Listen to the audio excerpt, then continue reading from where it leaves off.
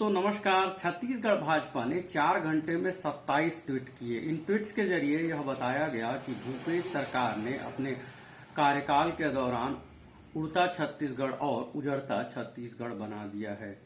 इन सारे ट्वीट को लेकर कांग्रेस और भूपेश सरकार की आपत्ति हो सकती है, लेकिन यदि सोमवार 18 तारीख की अखबारों को भी देखें तो यह मानना होगा कि कहीं न कहीं भारतीय जनता पार्टी कुछ गलत नहीं कह रही है। आज भी चाकूबाजी की बहुत सी खबरें हैं और बाकायदा जय स्तंभ चौक में भी 2.5 मिनट तक नौटंकी की गई है। और एक तरह की नौटंकी चीफ मिनिस्टर भूपेश बघेल ने की रविवार को 17 अक्टूबर के दिन। 17 अक्टूबर को मुख्यमंत्री के ही विभाग जनसंपर्क विभाग ने जो बहुत सी खबरें दी, उसके मुताबिक मुख्यमंत्री ने खाना खाया, बटन दबाया, लोकार्पण शिलान्यास किया, 2 लोगों को नौकरी दी। सिर्फ 2 लोगों को नौकरी दी गई, एक चालक और एक क्लर्क। 2 लोगों को नौकरी दी जाएगी, यह बताया है जनसंपर्क विभाग की खबरों की इस हिसाब से। जब मुख्यमंत्री मांझी चालकी और पुजारियों के साथ भोजन कर रहे हैं, तब पीछे देखिएगा कि एक कूलर रखा हुआ है। डॉक्टर रमन सिंह की तरह भूपेश सरकार भी यह बताती है कि छत्तीसगढ़ के कुल क्षेत्रफल में 44% हिस्से में जंगल है। एक बार सोचना चाहिए कि जिस राज्य में 44% जंगल होगा, उस राज्य में अक्टूबर के महीने में खाना खाने के लिए कूलर चलाने की जरूरत होगी।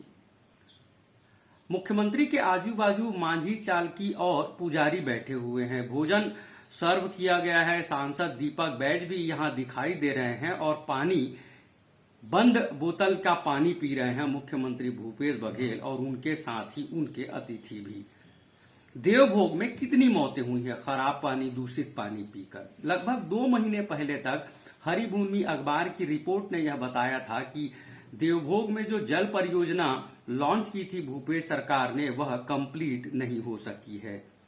फिर से सोचने की जरूरत है छत्तीसगढ़ सरकार को, भूपेश सरकार को, कि आखिर वो नाटक नौटंकी कर रहे हैं या गवर्नेंस दे रहे हैं। गवर्नेंस कहीं दिखाई नहीं पड़ता है छत्तीसगढ़ में।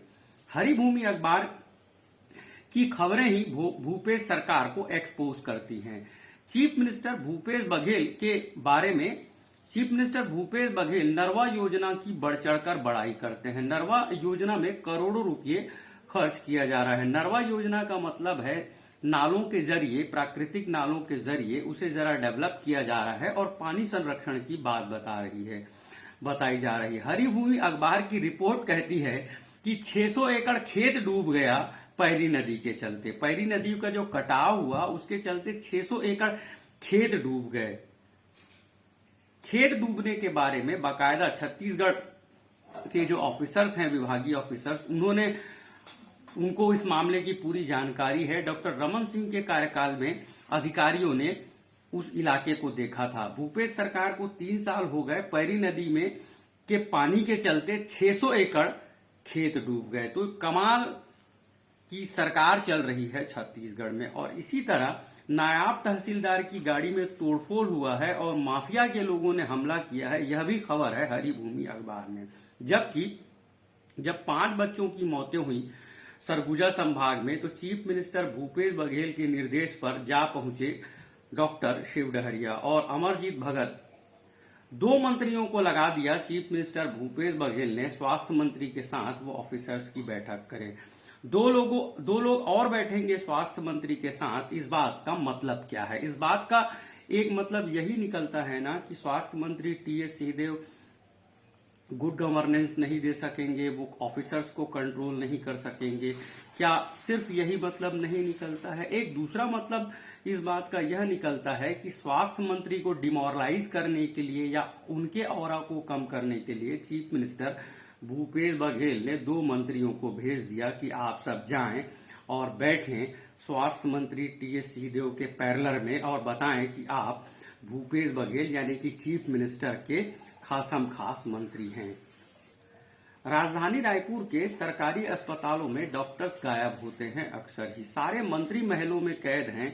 कब कौन मंत्री जाकर देखता है सामुदायिक स्वास्थ्य केंद्रों में, डॉक्टर भीमराव अंबेडकर में और राजधानी रायपुर के सिलतरा उरला के अस्पताल में कौन मंत्री जाकर देखता है कि डॉक्टर हैं, नर्सेस दुर्व्यवहार कैसा कर रही हैं।